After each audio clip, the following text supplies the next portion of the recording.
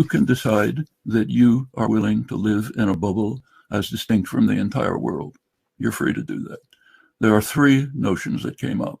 The biblical rights, which have absolutely no status, none. Nobody in the world can say 2,000 years ago, here's my story of what happened, so therefore I have a right to do it now. You can't live in a world like that.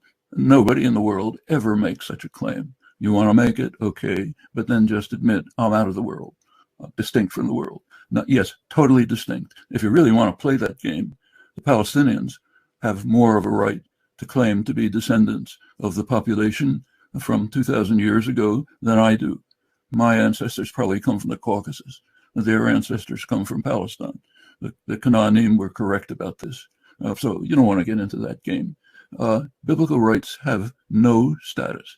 Now let's turn to legality and occupation.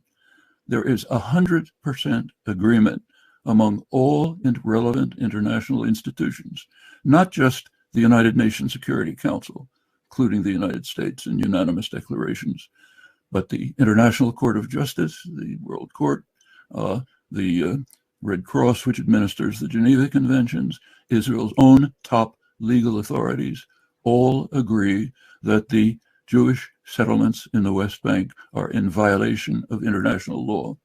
100% agreement. Israel doesn't agree, fine. Israeli Jews want to live in some little bubble of their own, they're entitled to do so.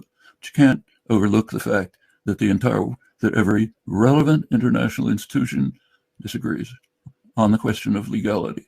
Same with occupation. Every relevant international institution recognizes that Israel is occupying not only the West Bank, but that it's also the occupying authority in Gaza. So as far as terms go, the